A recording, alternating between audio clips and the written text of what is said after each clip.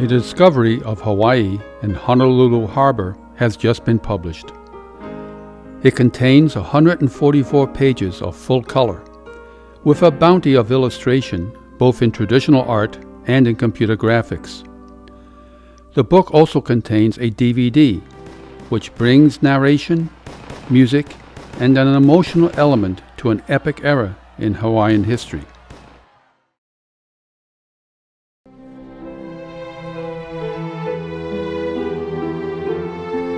From this first contact, Cook was able to determine that these islanders spoke a language very similar to that of Tahiti.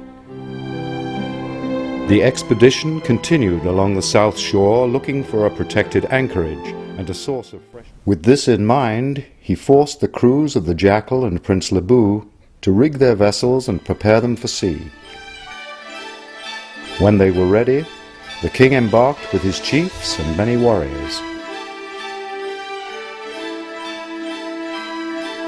The ships were first towed out of Honolulu Harbor, then sailed to Waikiki, where they would make the final preparations to get Only King Kalanikapule, his queen, and some 42 warriors remained on board the Jackal. This was the chance that the crews of the Jackal and Prince Lebu were waiting for.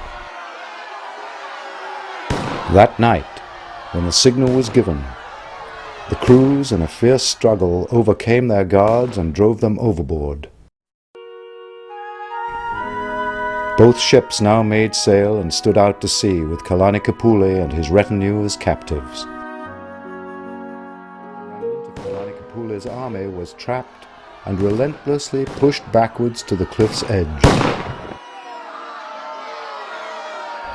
With an abyss at their backs and the narrow trail along the cliff face, unable to handle the large numbers of those fleeing the wrath of Kamehameha's warriors, their doom was imminent.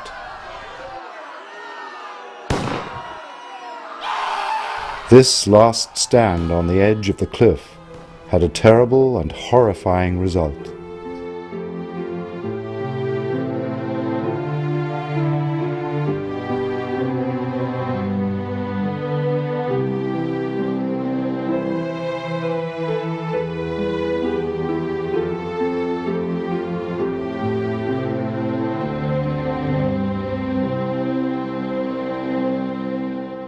Yeah, it would have been interesting if he had gone to Oahu first. Maybe he would have discovered Honolulu Harbor a long time before it was discovered.